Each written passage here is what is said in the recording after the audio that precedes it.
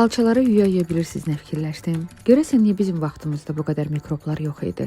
Evə bazarlıq gələn kimi alçaları, çiyələkləri yumadan bəhbəhlə yeyərdik. Heç xəstələnmək qorxumuz da yox idi. Nə çiyələyi sirkəyə qoyardıq, nə də sodalı suya. Heç xəstələnmirdik də. Xəstələnəndə də bu qədər böyütmədiyimizə görə tez sağalardıq. Bir sözlə, hər şey beynimizin içində baş verdiyinə görə çox da xəstəlik haqqında, mikroblar haqqında düşünməyin.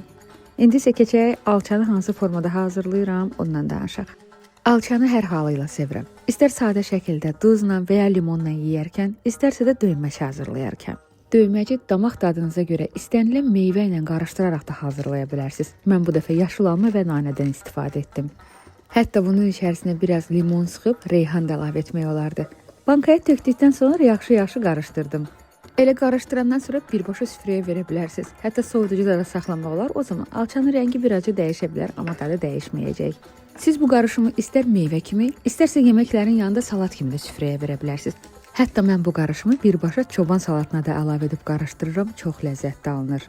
Sonda isə sizdən bir istəyim olacaq. Növbəti bölümlərdə hansı mövzular üzərində danışmağımı istəyirsinizsə, mütləq rəylərdə yazın. Özünüzə yaxşı baxın, Allah amanında.